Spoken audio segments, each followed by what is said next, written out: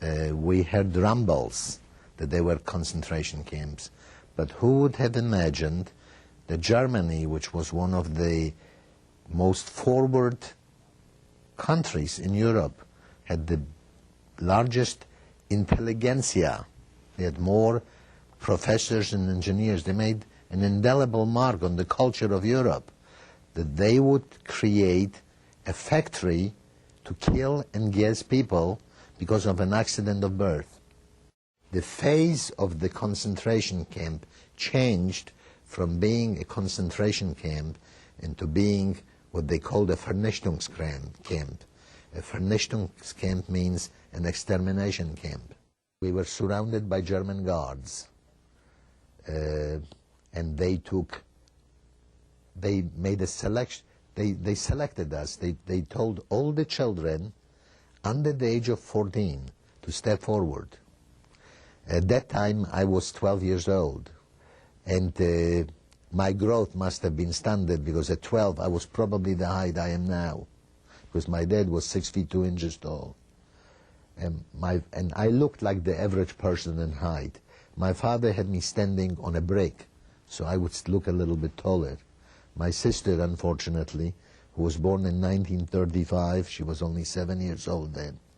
And my mother and my parents were both going to step forward with my sister, and I started crying that I don't know what's going to happen to my sister, but that I want my parents.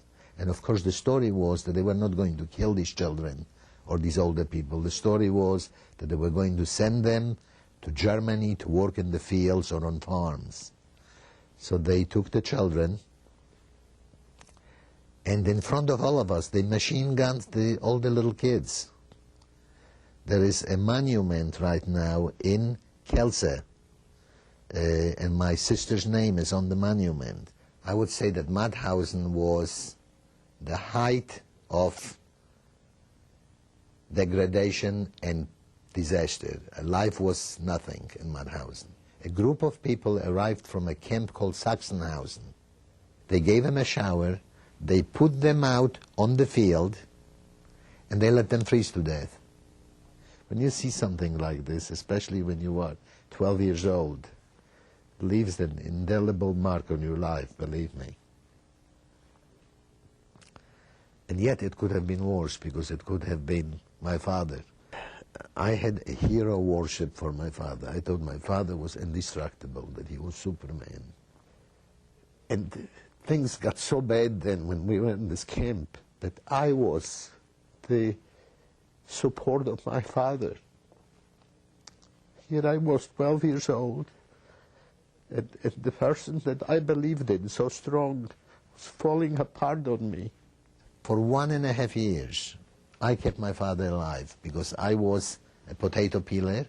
I had occasion to eat carrots, celery, whatever it was that we were peeling. And I used to give my ration that I used to get in the camp to my dad. They had a quarry.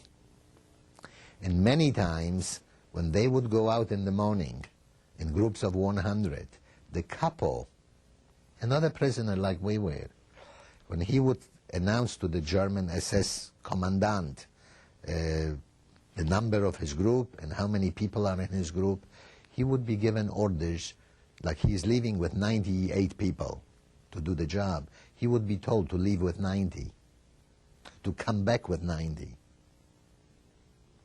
That meant that he had to do away at work with 8 people, push him off a cliff, hit him over the head, or something like this. This was the most feared thing. On many, many, many occasions, when I was able to steal something of value other than this pancake mess from the kitchen, I never gave it to my father. I always gave it to my father's capo, so he would protect my father and not do something harmful to him. All the conversation in the camp was what you ate before the war and what will you eat if you survive the war. I was 14.5 years old then. I didn't know anything about the basic things of life. I didn't know what sex was, nothing. I had no education in regards to this, because all I knew, I knew the words, but I did not know the mechanics of men and women. I only knew how to try to get something to eat. When you are hungry, you don't talk about anything except getting something to eat. Anyhow, we were standing and talking, and Henry, my father's closest friend, and not a father to me, he was up against the wall in the barrack, and he just slowly slid down. And when I bent down to see what was the matter with him, he was dead. Just expired from malnutrition and from hunger.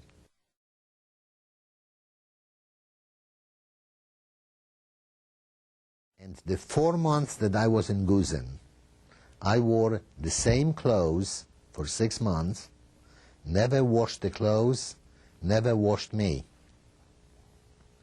I had lice bites all over my body. Everything was infested with lice. And another thing, and I've said this before, I was in a portion of the camp where they had no bathrooms.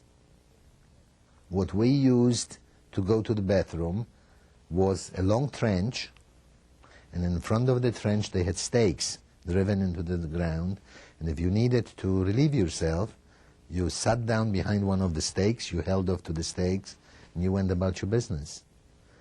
The SS or the Ukrainian guards that were there, they would sometimes walk by this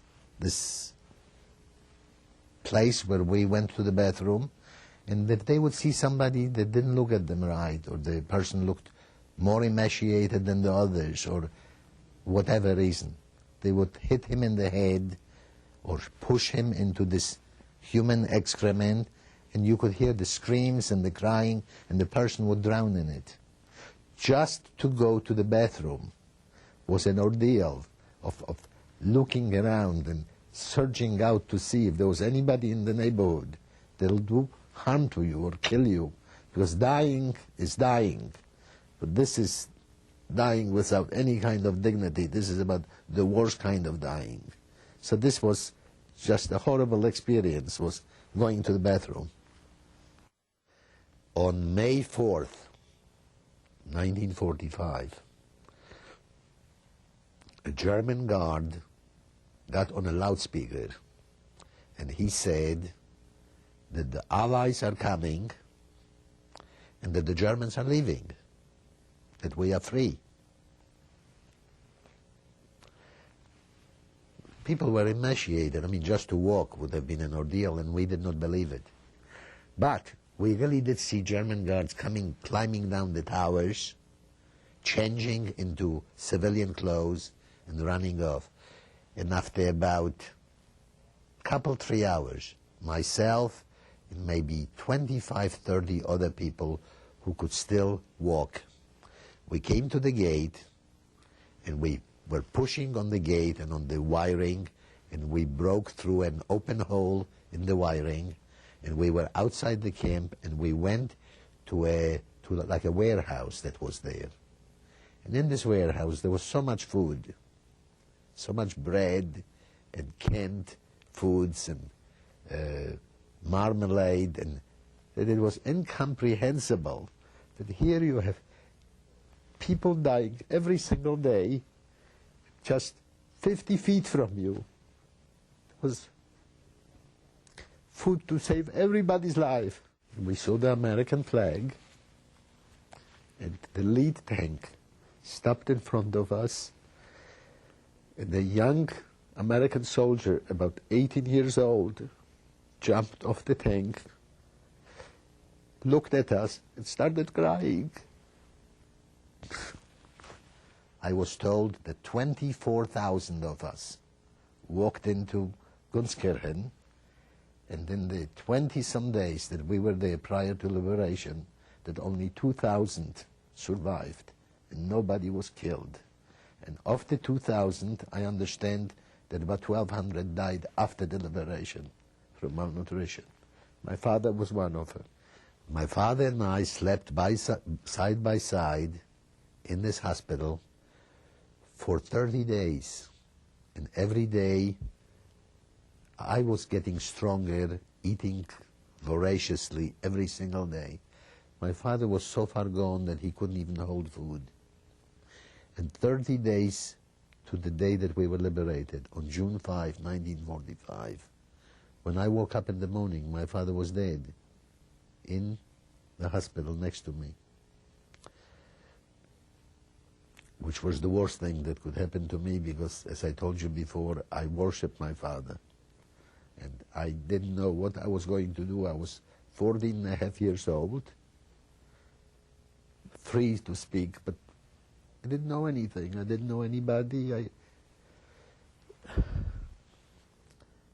Losing my father and my sister really ended her life. My mother was in grief the entire time that she lived after the war.